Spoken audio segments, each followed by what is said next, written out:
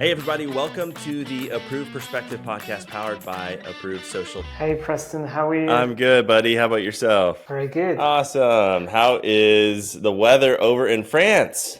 What's going on? It's pretty cold. How is it on your side? It is, we got actually our coldest weather that we've had in a while. It was down to 11 degrees Fahrenheit in some places around here. So quite chilly. Not great, right? Yeah, that's incredible. I mean, I think it's record-breaking temperatures for us. So Okay, so it's over already? Like the snow has melted or? pretty much it was like nothing. It was very little that we got into the air, but we have a prototype. And so the next one is going to be even better. You're ready for the next big I'm one. ready, Okay. yeah. And how are things going for Approved Social? I'm just curious, when we talked, I think you were trying to raise funds. Yes. And I'm curious to hear how it went. Is it the right time Yeah. or what was the reaction? Thank you for asking about it. Man, it has been an incredible journey of fundraising. And especially, I think, because of COVID and because of sort of politics and all of the things that have occurred right now, it's made it more difficult than normally has. Yeah. However, it seems like 2024, a lot of people are starting to open up and communicate more about it. And I think that they're ready to move their money a little bit more quickly. We've got one group that's looking to join us and help us finalize sort of this round, which looks like that's getting wrapped up Nice. here pretty soon. So we're in the talks with 2 or 3 groups right now and hoping to just nail that down and move on in 2024. Yeah, I guess it's already quite an achievement. Like from all the discussions I have with entrepreneurs at the moment, it's super easy to raise the first round, and it's super difficult to even raise more money when you need it. So, well done. That's already very positive, I think, given the current context. Thank you. I appreciate it. One of the cool things about what we're doing is that AI can integrate with us, but we are sort of agnostic to it. So we don't need the tool to be the approval engine that we are. But it's really cool that we can actually integrate with it and not necessarily need to be replaced by AI. So when I think of an ad copywriting company, right? AI is going to be able to spit those out nonstop. I'm going to make 5 different AI copywriting companies today, an approval engine, we're always going to be approving the content that AI makes for us. So whether it's creative or copy or anything else. So we're hoping that gives us a little bit more longevity than some of these things, which I think is one of the factors that stands out with some of the investors that we're talking to. So it's not just, hey, AI is going to be, quick churn and burn kind of a thing. Does that make sense? And at the same time, you can still sprinkle some AI into the mix so that investors just get excited about the product. So now, I think it's, Yeah. So we have a little bit of both. So we get both. Yeah. Yeah. Just the right mix. Well done. Thanks, man. Great. Well, hey, I'm so excited to have you on the podcast. We talked about this before, but the Approved Perspective is the podcast for Approved Social. And it was requested by our members to just have a place where we could have folks like you come on, talk about what are you doing over at hunter.io? What are you doing? Should we say Hunter or do we call it hunter.io? What's the best way that you... We say Hunter. Yeah, we say Hunter. Usually. Okay, good. Yeah. I want to make sure because I'm like... But you can include the IO. It's really not a problem. Okay, cool. Well, What are we doing over at Hunter, right? Like, it'd be great for people to learn because they're doing their own SaaS, they're doing their own internal marketing campaigns.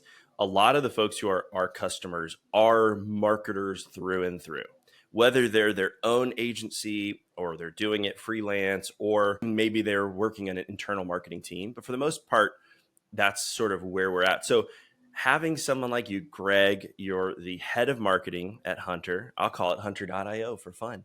Go get online, hunter.io.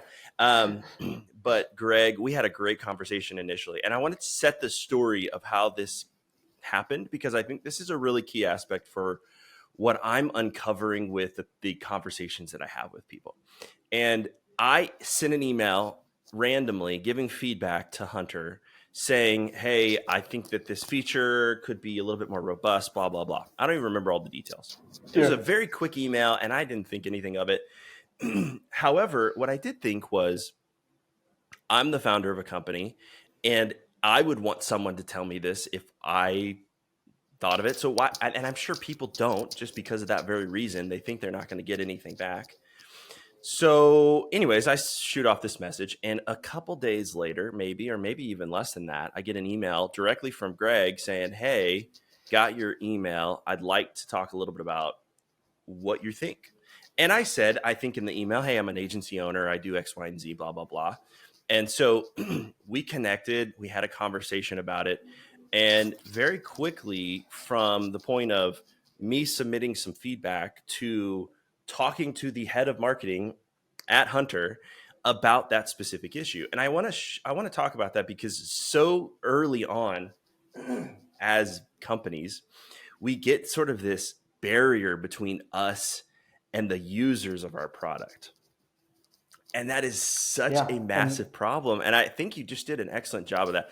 I thought we could start off with just telling that story, showing sort of where Hunter is and where your head's at. And then Greg, could you just give us a little background of where you've led today to be at Hunter? I know you've had sort of a pretty big progression here over the last few years, a lot of growth marketing, a lot of cool stuff. Could you just give us a kind of a brief overview? first, thanks for having me, Preston. And so, about my background, I've been working in SaaS for, I think, 10 years now. And my last two experiences, including Hunter, were in B2B bootstrapped SaaS Very companies. good. In both companies, I've worked in small teams. Before it was a very, very small team. We were only four, and we grew the company to 2 million annual revenue. And then I joined Hunter, and I was attracted again by the fact that it's a very small team. We're only 16 employees, Wow. and we have a lot of customers. Yeah, so that was the thing that really caught my attention, because I know in such small organization the feedback flows very smoothly between teams, Hmm. and you get to work directly with the customers, collect feedback, adapt the product directly to what they expect from it, and also you get to work on a lot of different things, move very fast, and this is the sort of things I'm looking into for my experiences. Man, I love that. I love that you were able to pick a place that you go, okay, 16 employees, I can be the 16th or whatever. Or you were early on. You were quite earlier, I think, in the process, right? No, so I it's a funny story. So Hunter was started in 2015, so it's quite a mature company already. And they had before me, they had a head of marketing, but who was really focusing on SEO and really acquisition. And when I joined, when I met Antoine and Francois, the founders, I told them, I think you did a genius job of creating an acquisition pipeline where people sign up, they discover Hunter by themselves, and I think the main challenge now is really about trying to convert more of these signups into actual users, Mm, because we do get a lot of signups. We have, I think, the tool is quite well known, and so people are already attracted to the website. And for me, what I loved with the mission is that I was the first person who would take a growth approach to the product, and instead of just focusing on acquisition, be able to also look at what happens when people sign up, what are the blockers, what are the things that we could improve and change to make the experience uh, even better for them, and also help it drive more revenue for Hunter as well. mm. So what I loved is that it felt like it was the first marketing growth job. But I joined quite recently. I joined about a year ago, a little bit over a year ago. But it felt like it was the first real marketing job. So this was very exciting. Very cool. I love it. I love it. So when you were getting started on your marketing career, getting ready to be at Hunter, and I definitely we'll dive more into Hunter specifically, but where did you get led up to this point to be ready for the head of marketing role at Hunter? Was it across multiple positions? Was it in school? Where do you feel like you sort of were able to take most of your knowledge? Because everyone has an interesting Yeah. journey, and I think that as entrepreneurs, and most of us are, or most of us even in the marketing world, if we're not entrepreneurs, we're driven people.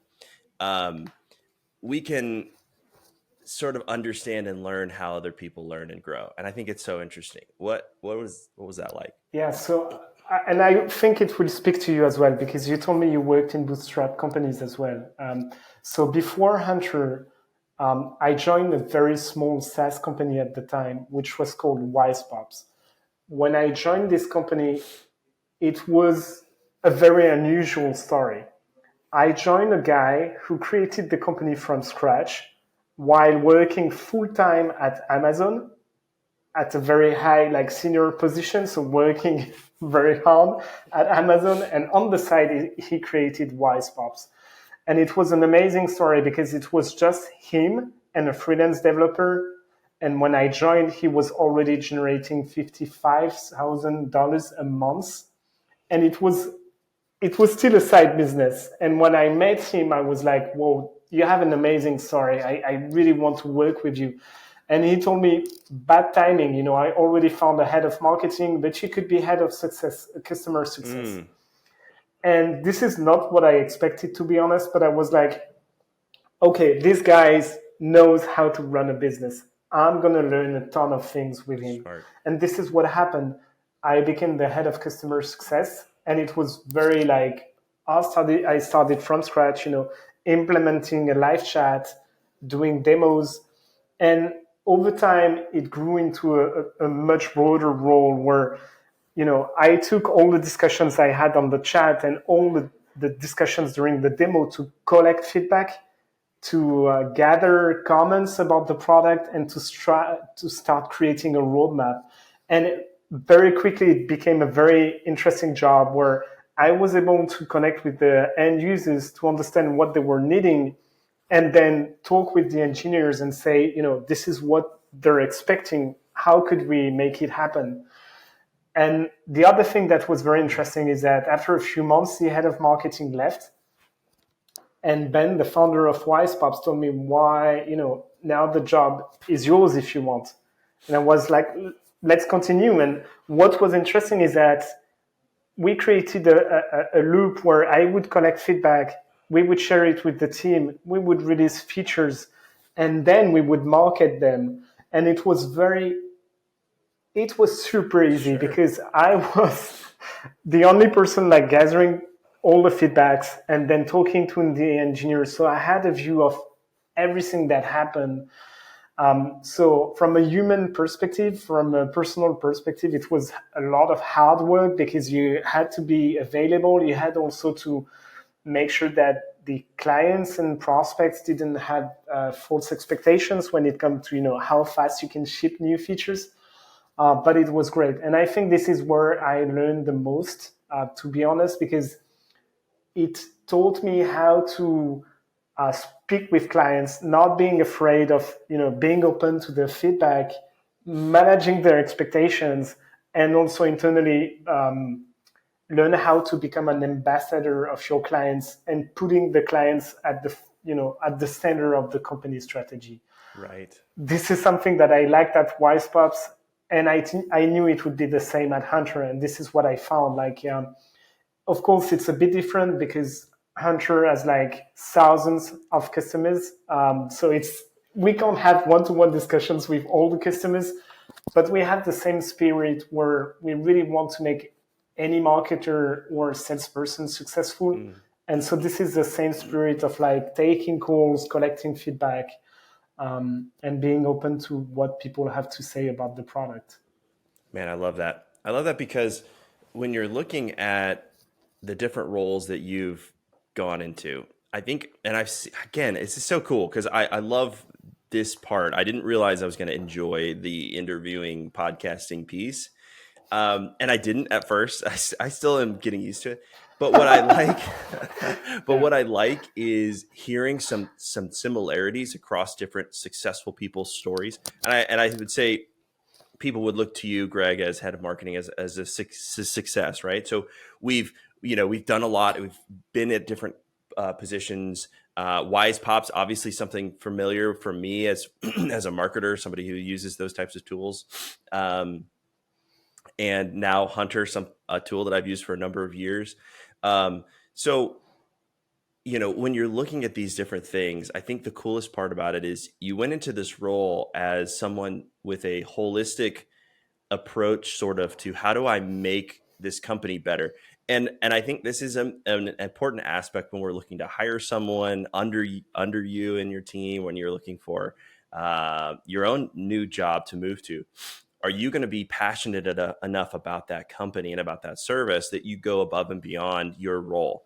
And I think that's what you've demonstrated very clearly. That's what I know I've done in a number of different positions. And it's partly because we want to, because it's fun for us. I think a lot of times it's like more entertaining than the typical, well, this is what you do and this is how you do it.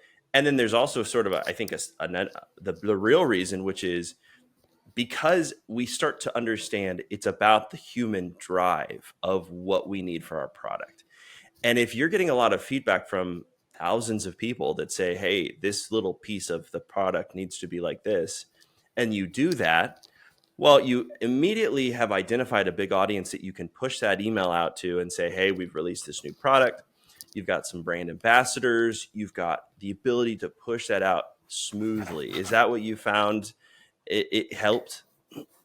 Yeah, I think what's great when you were able to have like a lot of discussions or collecting feedback at scale is that you don't have to guess and you don't have to be that creative, because first the people are going to tell you what they want, and usually they even give you, they say it in their own words and you can reuse that into your copywriting. Yeah. And so, you build a thing, and once it's built, you're even capable of like saying, like, how to sell it already, because you've heard people saying, maybe as a marketer, you would present the feature or the product or the option in a specific way, and it would be wrong. But because you've had so many discussions, you know exactly how people, what they expect and how they what's the words that they use to describe it. So it's really helpful. And I'll be honest with you. Like, you have different kinds of marketers. I don't think I'm a very creative marketer, to be honest. I don't have like groundbreaking ideas, etc. And for me, speaking to users, end users, and prospect, this is what's going to give you the ideas and also the ways to present things. And you don't have to be like super creative, because your users, they give you the keys, and you don't have to, yeah, for me it's very easy that way. And it's also fun, like you said, because you get to meet people. Like, I met you, for example, and you get to also think about like complex problems, because usually when people talk to you, they see things from their perspective. Mm-hmm. So sometimes for them it's like, can you add a button that's going to do that in the product? But for you, you have to anticipate everything that's going to be, created behind this button so that it can really work. So Yeah. it's also very interesting from an intellectual perspective, because you really have to think hard about how to solve these problems, and also make it simple to use, present it in a very simple way. And that's a lot of interesting challenges, I would say. Yeah, we try to, I think, interject sort of our experience. A lot of marketers will do that. I know I've done that in the past and go, okay, I got this feedback, let's run with it, rather than really take that feedback and really sort through it and look at it as real data that we need to start to measure. And we can look at that performance metrics very easily, because that's just part of our job. We know exactly what we need to be looking at per channel. Here's what it needs to hit, blah, blah, blah. When we're looking at data from an audience perspective, we know how to sort through that and create filters and layers and whatnot. When we're looking at feedback, a lot of times we generally take that as sort of directional. It's kind of like, oh, well, I am hearing a lot of people say that we need to add this thing to our offering. Okay, great. Let's go work on that thing. And then that's sort of where it ends. The connection between the feedback and the creating of the product. That's sort of where it ends. And what I loved what you were saying is don't just use that as feedback. Use that as feedback, but then also use exact language to write the copy, maybe even to think about how do you design the thing. And I think that's also a big missing part. So when you're looking at this information, do you have like a document or a format or something that you do to help kind of organize that, maybe put it into some numbers for you to understand and see more clearly? What does that look like from your perspective? I will be transparent. It's a very simple process that really anyone could have. So we have a few sources for feedback. First, you have to think about where and how you're going to collect feedback. The first kind of feedback that we collect is through a tool called Satismeter. A Satismeter is like really a survey tool that's great for SaaS products like us because it was built for SaaS. So we have a lot of surveys that we send a few days after you created an account. When you, for example, remove our Chrome extension, when you started using a new tool, when we know you're an active user of this tool, all these surveys, they help us collect feedback. So that's the first channel. Then we have the customer success team, and they collect feedback through our live chat and also during calls, like sales calls and demos. And then we have webinars where people, we have webinars where sometimes we have up to like 200 people. They ask questions and we need to track this feedback as well. So that's it. And then I also have like 4 new products. I always put my own email address there, or in any product updates that we publish, you can find my email address. And sometimes people reach out to me directly and I can log the feedback directly from their email or have a call like we did together. Yeah, cool. So the first important step for me is try to think of all the methods, all the triggers that you can use to collect feedback, because feedback or comments, they can come from a lot of different places. So when I joined Hunter, the first thing I tried doing was really mapping where do we collect feedback at the moment and where we're not collecting feedback. I'll be honest, like my colleagues did a great job before me, so we already had a lot of things in place. So that's the first step. And then there is the part where we log that feedback. And for that, it's a very simple Notion database where every Friday I spend at least 1 hour reviewing all the conversations that my colleagues tagged. And I also take a look at the surveys, survey replies, etc. And we enter manually that into a Notion database. And then every month at the company and leadership level, we take all this feedback and we look at what are the top requests. That's an obvious one, but also the fastest growing requests, because sometimes you release something new and people share feedback very quickly and you need to adapt and adjust the roadmap more quickly. So that's the things we do. And as I said, it's like something anyone could do. It's just about collecting data, organizing it, and I don't think it's rocket science, right? No, it's definitely not. But I do think it's one of those things that often gets neglected. I tell you a quick story about a company that I worked for a while, and they were a pretty, about 200 employee company, and all of a sudden they released a new development, and all of a sudden they had some massive decrease in their conversion rate on their checkout page.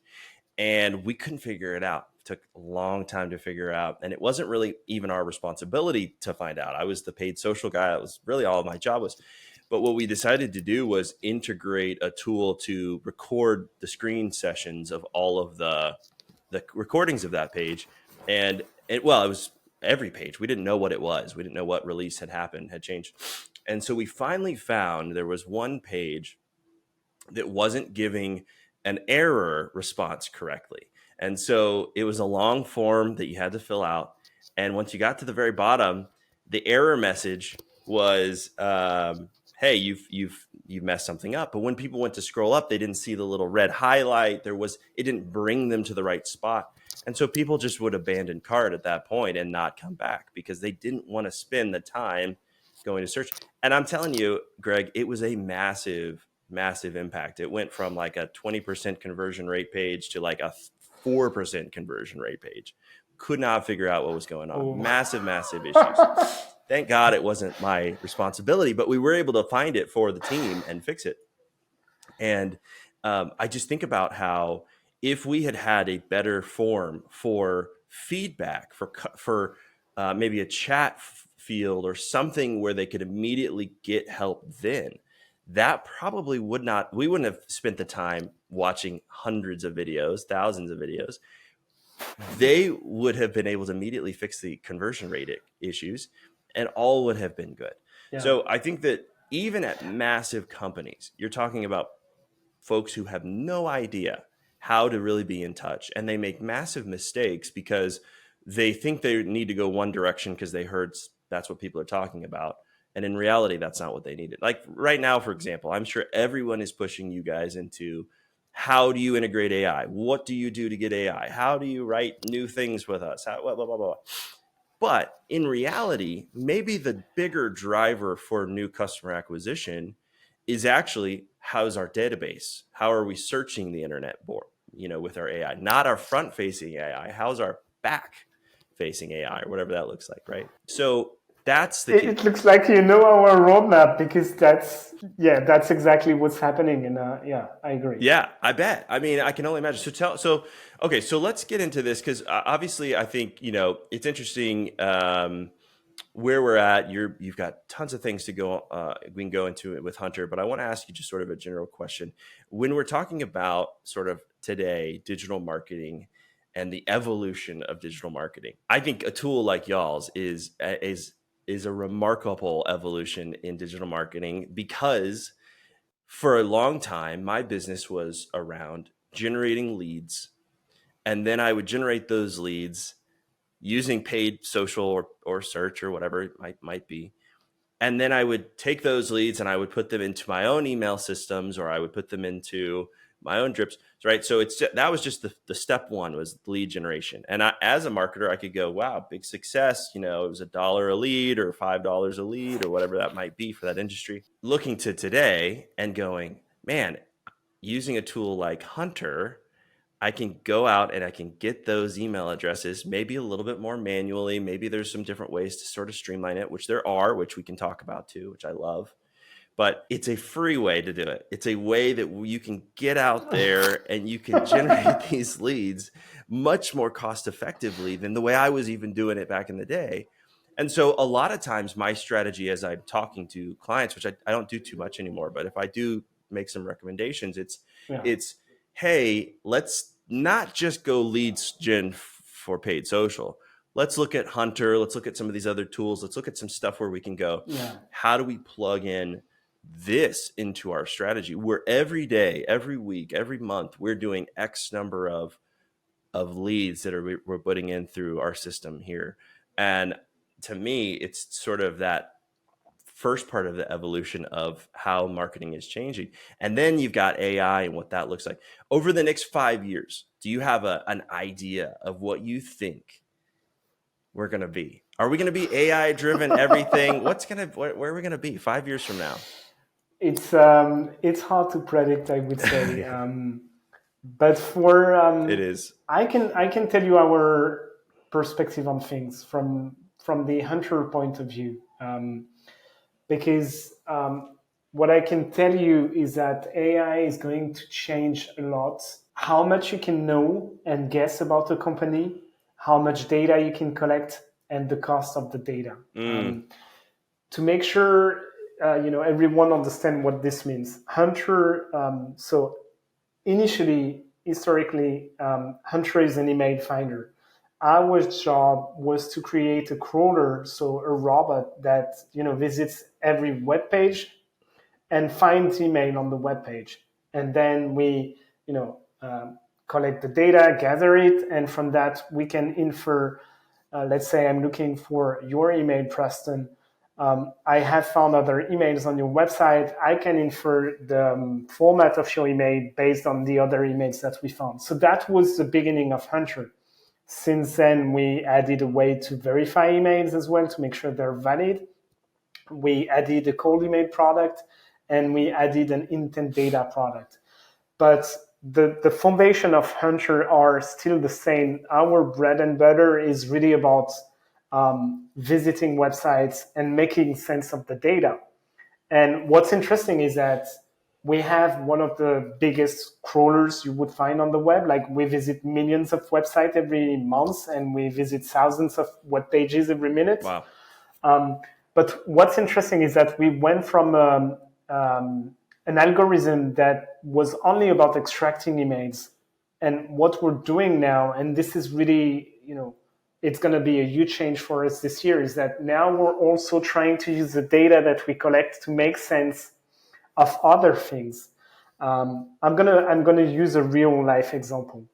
In the past, we would list someone on Hunter only if we found their email someone on the internet. Now, what we can do since December, we're using a new AI algorithm that can just detect that someone is mentioned on the page. We detect the first name, last name, the job position, and we're going to try to generate the email.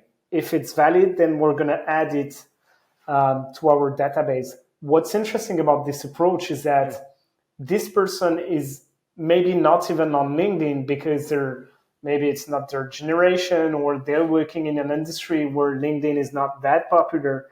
And this is the kind of thing that AI now and that the latest developments make possible. You can infer way more things, you can detect things, you can make sense of web data at a much cheaper cost than in the past. So what it means for people like us is that in the past, I would expect to be able to create lists that are like super targeted and based on things that maybe only matter to you. Maybe Preston, you could ask Hunter in the future, give me a list of I don't know, advertising agencies that could be interested in my product, and here is my website, and you could expect the AI to generate a list of leads that could be interested Probably pretty targeted. Sure. in your product. Yeah. Yeah, exactly. What we've seen about AI is also that we've seen a lot of people using AI to do copywriting. So, using an AI to write icebreakers, or,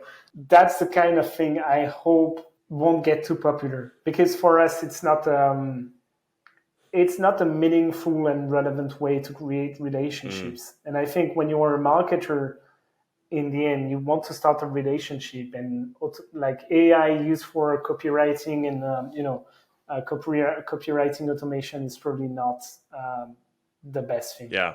Yeah.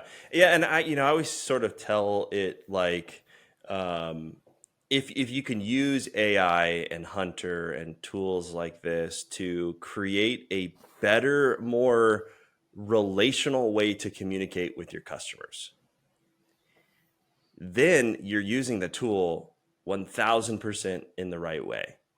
But if you take those same tools and you create a very disjointed, the copy is written in such a way that it seems robotic and it doesn't express your brand, or even, using a tool like Hunter, I don't, use the name tags, or I don't use whatever, right? Like I'm not using the tool correctly, then I'm not actually building a better way to relate with my customers. What I want my customer to be is to feel like when they sign up for Approved Social, that they know me, that they know, who I am, what I'm doing, how I'm there for them to help them, and not and as a relationship, right? As that relationship between a customer Exactly. Yeah. and someone I have. And especially, I was told this early on, especially Preston, when you're starting with a tool like this, you don't have millions of people who are signed up. This is when you can be as direct and as relatable as possible to these people. This is when you can reach out to the most of them, all of them, in fact, like you did. And I think that's a great example of how to continue to stay in touch with folks. But yeah, I just think that it's And a very important piece of what we're doing, is to use it correctly. And so I'm with you, man. If it's about using copywriting that's going to sound robotic, trust me, I can read those emails now. I knew exactly when my when my employees started, oops, there we go.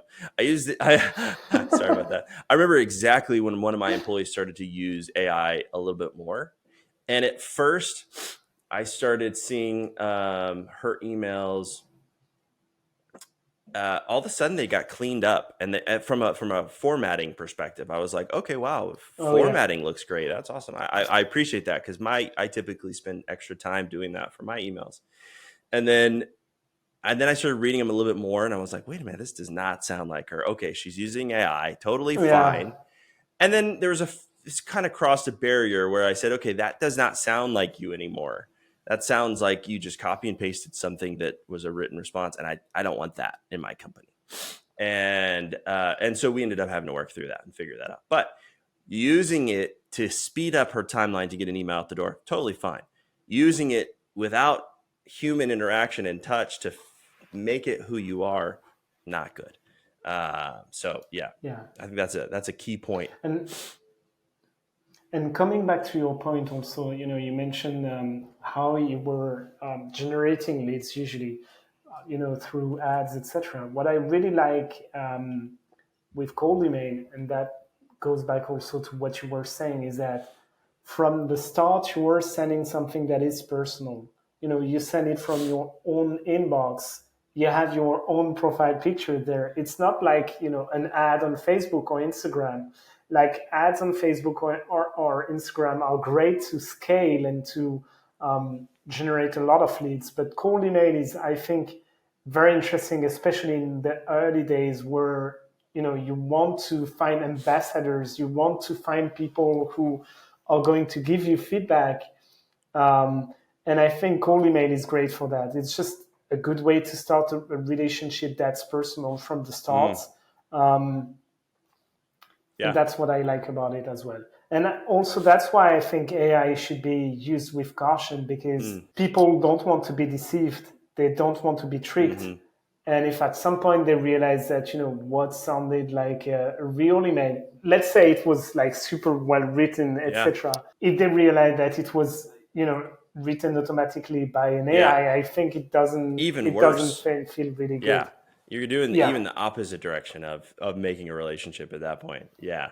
Yeah. You need to have that ability to exactly. step in quickly and monitor those things, see those responses, or be clear about, hey, this is an automatic email, and Yeah. but I am monitoring and I'll get back to you, something like that. So yeah. And we've all had experiences with companies that have done that the right way and the wrong way. And just keep that in mind, marketers, as you're doing this, because I think we lose track of the human element of what does that feel like from a human perspective. And so as we're scaling up our marketing campaigns with emails and drips that are more automated, that do have potentially more AI and stuff, obviously be cautious about it, but also think about how many more service reps do I need to have, or people monitoring these emails do I need to have than I used Mm. to. Used to, maybe I only needed a person. Now I might need a few people or a few other, resources to make sure that this is being handled correctly. But yeah, I think you And bring up some great points about what the future is going to be like there with AI, and I as well hope that we keep the human elements as long as possible. yeah, and that I think so. Again, it's predictions, so we'll see Yeah, how we're it just what really happens. But what I think is also, we're really AI is really, it's everywhere now, from ads to cold email copywriting, oh etc. yeah, And I wouldn't be surprised if there is some kind of comeback of the authentic values or human relationships. I think if you're able to have a brand that speaks to people in a very direct and an authentic way, I think it will be a huge asset, because at some point there is also some kind of AI fatigue, where I guess at some point we'll be just fed up with all the things that we see that are just generated by AI. And I think it will be even more pleasant in the future when you stumble upon a brand where you can really identify who's behind it, what is like, do they have a distinctive tone of mm, voice, do they have like clear values. And I think AI will be great for companies who just want to save time, But for companies who want to really have a strong brand, I think you will still have to use humans. And then, of course, they can use AI to save time, do the research quicker, I don't know, summarize Sure. documents, etc. But I think authenticity is really key here. And Right. I guess it would still be. Yeah, yeah, 1,000%. There's something about humans. We get it. We can kind of see it, whether it's too polished or not quite right. There's something obvious about something computer created. Now, I am sure I have read and consumed content that is all AI, and I had no clue. So I know that that's there too, but there is a lot of that we just sort of innately know, and I do think we sort of have a sort of a resistance to in some way of picking up on that. So yeah, very interesting time that we approach as marketers, and as I see it, I think we're going to experience, and we're already experiencing, sort of a slowdown. I'm hearing from a lot of people going, "I'm gonna." They're all going to try it, right? If a copywriting tool out there creates ads for you for $99 a month and you were paying someone $3,000 a month, you might there's my thing again. You might have to Yeah. wait and try it. I mean, it would be the right move from a business perspective to go, well, let's see from a conversion Yeah. rate, does it go down 5%? Does it go down 200%, right? Like, let's look at where we're at from a conversion rate, because maybe it's worth that 5% drop to continue to move forward with our company and push and save us a ton of money. So I totally understand that, but I think what's going to happen is we're going to have a rebound of people who have tried that over the last few months, not had success, ended up spending more money, just like they sort of did before. And as you know, and as I know as an agency owner, it's sort of that flashy object. It happens all the time. That new marketing agency that launches, the new tool that someone's using, whatever gives them that head up. And that's why they leave you. They leave you from one agency to go to the next, even if you're making them tons of money, because of that flashy object. And that's why we want to be the Yeah. flashy object with Approved Social, but we want to be something that lasts longer than that. We want to be something that you're actually going to be able to use and provide value, like a hunter type tool. All right, so let's get into another quick question about this, because you guys are at, I think I read somewhere y'all have about 4 million users, or have had 4 million users. Is that correct? Yeah, so from the beginning of Hunter, 4 million people have created an Very account. cool. Yeah. Okay, so that's a lot. And what are you doing when you're looking at? Yeah. I'm a big fan of focusing on retention. I'm a big fan of focusing on taking and leveraging what you already have. How are you guys looking at your past customers and getting them back to join you? What does that look like? Is there a big effort That's a there? very Maybe good there's not. I don't question. know. I would be honest with you, Preston. It's an interesting question because this is something we just started working on, I would say.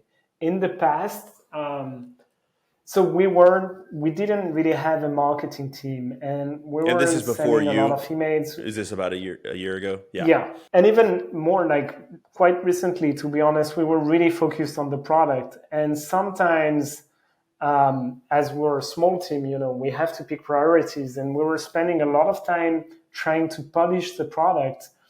But at some point, we were like, we ran some surveys and we realized that our own users or past users didn't even know about the new features that we had. Mm, Because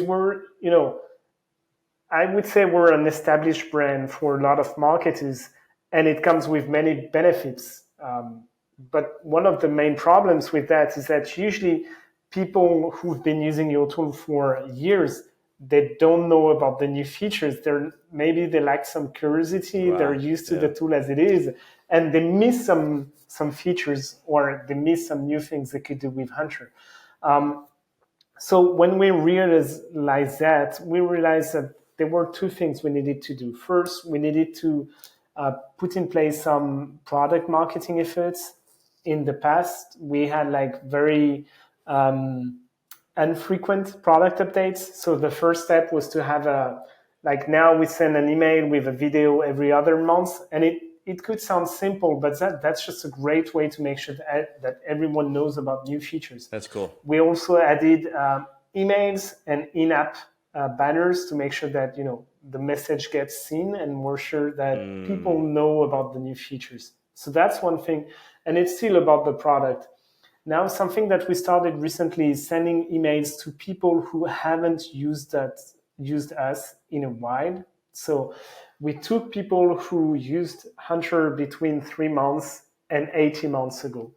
And this was like super new to us because we're like, we don't want to annoy people. Let's be Yeah. polite, Yeah. etc.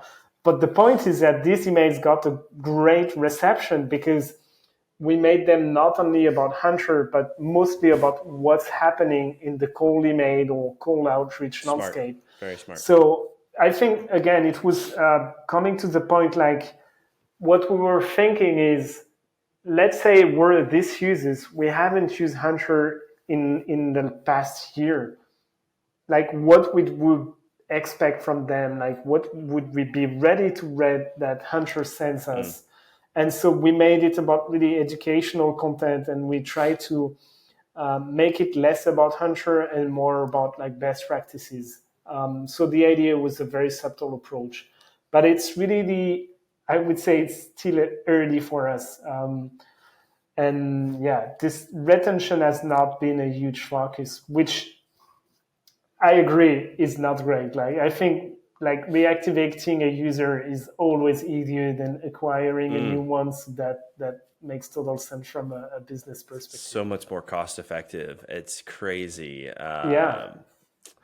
And I've said the stat on here before, so I won't say it again. But it's an incredible cost savings to go and either retain a user by even spending money on that user, or by simply getting someone that you already have to buy an additional product or an additional service that you guys already have. Now, I don't know if you guys do that necessarily. Maybe it's upgrading. Obviously, for SaaS, a lot of it's going to be upgrading to the next thing. Yeah, Hunter is mostly a usage-based product. So our main effort is really to try to.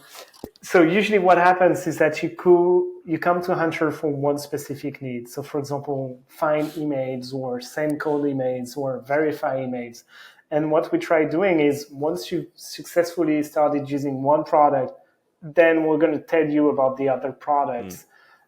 So it doesn't even require upgrading. It's just that you're going to use more credits Yeah. in your existing plans. And if Yeah. at some point you use way more, you're going to have to upgrade. But it's a very subtle process because you don't have to upgrade for features. You have to upgrade depending on your usage, usually, like for most of our features. So it's very, yeah, I would say it's very smooth. Like we don't have to force users. We just have to make them happy about the product. We just want to make them use more options. Yes. And then naturally, if they like them, they will upgrade. But it's not like I'm thinking of tools like I've seen that with Loom, for example. Sure. I love Loom. It's a great product. And I saw them recently trying to upsell us with an AI option. And I'm like, it's something that's I think it's a difficult sell because they tell you, I think it's like $5 per month to have AI options on top of what you have already. And for me, it's a tough sell because it's like you have it or you don't have it. With Hunter, it's like, because I might want to go to another company that just offers it, right? Why would I need to pay? It's like getting in my BMW and needing to subscribe to the AC seats or whatever they did. Did they do that? Wasn't that BMW? Yeah. I think so. People couldn't understand that, and I get it too. I mean, if I want the car, I feel like the AC seats should come with it, and that's what I expect with tools today. When we're going to release AI into ours, which eventually we will, in some degree, it's going to be a part of the tool. You're just going to get it with the packages or that that you've signed up with.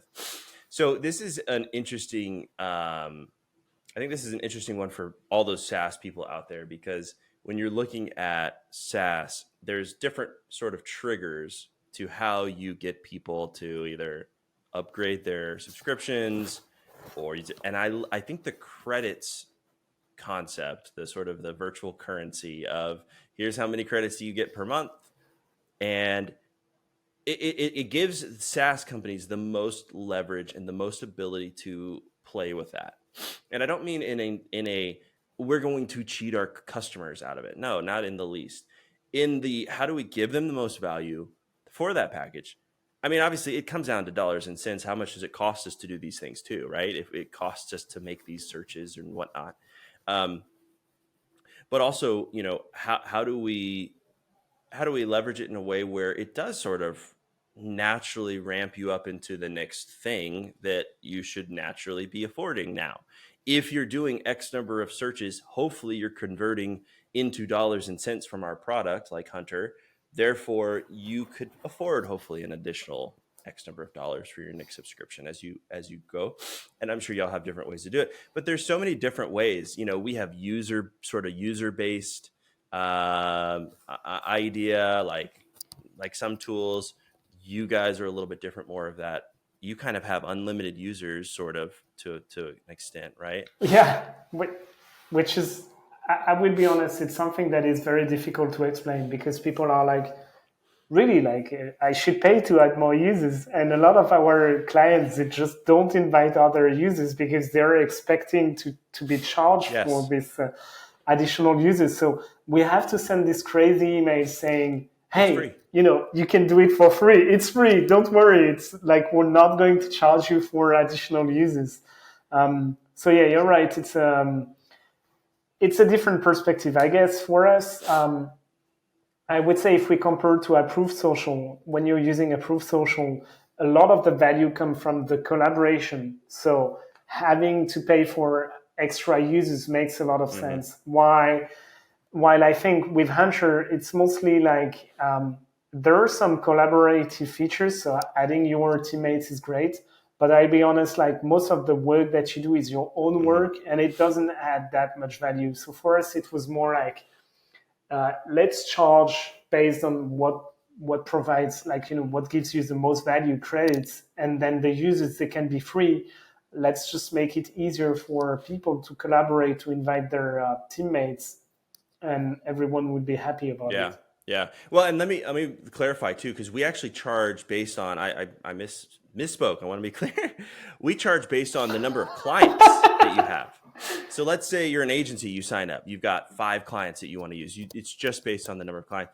Free unlimited users as well, sort of modeled after y'all and others who do that. And I talked to, here's an example I give. I talked to a guy who has a pretty large company. They have, I think, about 100,000 users or something like that on theirs, and it's a big company here. They have a lot of people. They have 800 employees. Yeah, it's crazy. And he said, Preston, where am I going with this? Oh shoot! Oh, he was talking about the pricing model and Yeah, how getting people to sign up, that was one tier for the sort of the lifetime value of that customer, the total value of that customer.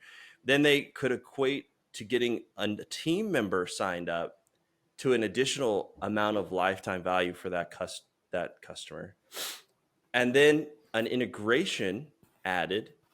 They could then apply sort of an additional model to go, okay, here's where they're going to be lifetime value wise. So they knew when they signed up a new customer, the goal was, first step, let's get them to add users. Second step, let's get them to integrate something into our product. Third step, yeah, let's do whatever it might be, build a simple campaign or whatever. And they were able to very clearly show that the value of that customer was dramatically increased if they could do that within the first 30 or 90 days of that person's subscription. And so they set up something interesting, Greg. I want to tell you, they set up virtual um, virtual office hours, basically, and they opened up a Zoom, and they have the ability to, you can come into the Zoom waiting lobby and you can talk to their receptionist, and then the receptionist will send nice. you into a room where you are then assigned a representative who will come into the room, right? Come into the room and talk to you about Yeah, how to integrate your tool. And that is open 24/7. You can get into their Wow. virtual room 24/7 anytime you want. And I loved the idea because for one, he knew exactly what he needed to do to retain that customer and keep them a long time, and he knew the value behind it, and so he's placed a high value on that. And I thought that was pretty interesting. um, but anyways, I just wanted to share that. Nice. Yeah. So, okay. So let's see. We've gone through some cool stuff on this podcast episode already. I love the advice. I think there's a lot of cool stuff in here. What if you were going to share something with an entrepreneur, somebody getting started, somebody who is in this marketing world looking to do something for the first time? What's your advice right now? Good question. I would say speak to people. Don't hide. And for me, it means multiple things. First, I think there is when you're building something, the first reaction is I'm going to keep it as a secret because I don't want people to steal my great idea. Mm, And so I think that's a very dangerous reaction. And what I would encourage people to do is the opposite, like speak as much as possible on LinkedIn. Maybe you can start a Substack to keep people interested in your project updated. Build in public, do share as much as possible, and you would be surprised by how many people can be interested in your adventure. Initially, maybe you will have only like mostly family members, ex-colleagues, etc. But I think over time, this is a great way to grow a community and find some ambassadors for your product. So that's one thing. yeah. And the second thing is, as soon as you get people to try the product, talk to them and don't be afraid to like speaking to people is it doesn't take much time. It's fun. You get to meet very interesting people, and it's going to help you build a better product. Yeah. So don't be afraid of doing that. I think here the main problem is people think that if they talk to someone about, I don't know, what they plan to do, etc., they are afraid that people will be disappointed if they don't deliver what they said. But Mm, the truth is that everyone understands you're an entrepreneur and you do what you can, you do your best. So even if you can't deliver as quickly as you wish, it's not a problem. People will appreciate the mm, transparency, and you will start building long lasting relationships. yeah. So that's something I would recommend. Speak to people and community. I think that's throughout Yeah. this conversation. I think that has been the key. Whether it was Wise Pops when you talked about I went and I worked for the company. It wasn't exactly the position I wanted, but I talked to the boss, found out some things that I could do. It was a small team, and look where that led, right? And then to today, where you're at Hunter and you're doing the exact same thing with me, someone who can give a testimony And to yeah, that's that. how we met. So Yeah. And I yeah. think that's such an important part of it. And it's really one of the reasons I go, man, this is exactly the kind of conversation that I want to have with Craig, and the kind of conversations I think people benefit from the most, even more than us getting into, okay, well, let's look at the very detailed strategy of what you're doing to acquire new users for Hunter.io, right? Like, Yeah, exactly. that's not it. It's understanding the mindset of a Greg, of of a Kirk, of some of these guys that we've had and gals that we've had on the podcast who are experts at what they do. And why did they get to be experts? Well, they did it because of things like this, very missed details that seem so obvious, like being in communication with people and taking that feedback. But I know, and I'll speak to this really quickly, that as an entrepreneur, you're fearful of letting people down or of getting a bad review or something like that. Instead of being direct and saying, yes, we're working on that feature. We're going to get it to you as soon as we can. We really appreciate it. And in fact, here's the roadmap for that. We've got it's mapped out 6 months. If we get a lot of feedback and we get more feedback, we'll change the roadmap there.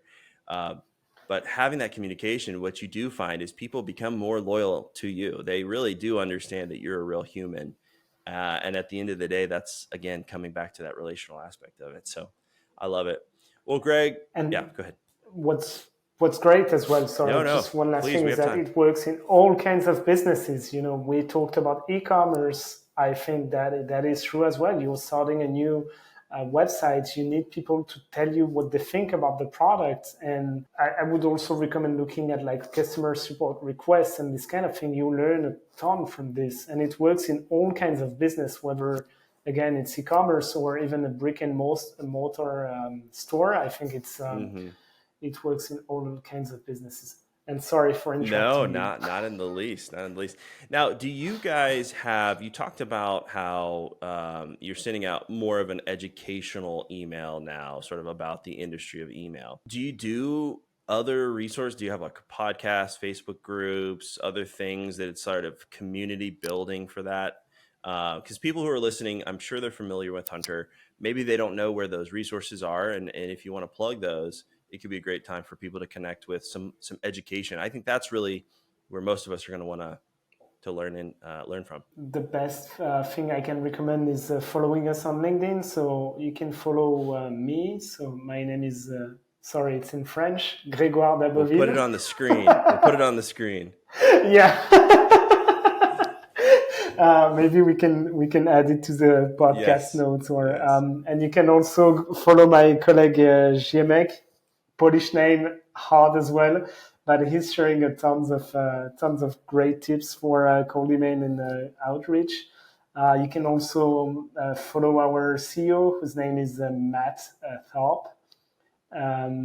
So Perfect. in a nutshell, we're mostly active on LinkedIn.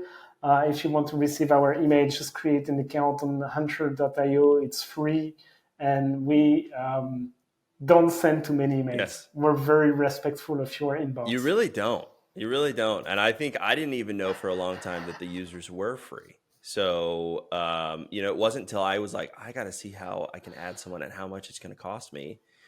So maybe that needs to be a banner immediately when I sign up. It needs to say, add a free user We need to now. stop this discussion now. I have to create the banner You right need away. to. You're Yeah, right. you probably should. Yeah, All right, I Greg. Well, agree. I'm gonna make a note of I that. truly appreciate your time, man. This has been a lot of fun. I hope we can have you back on the podcast soon, and I'm sure we'll get a lot of positive feedback from this. And thank you for your time, man. Anything else you want to share, real quick? No, thanks so much for having me, Preston. It was great talking with you, and I hope your audience will learn a bit more about marketing thanks to your podcast. Thanks, man. Appreciate it. All right, guys. We'll see you.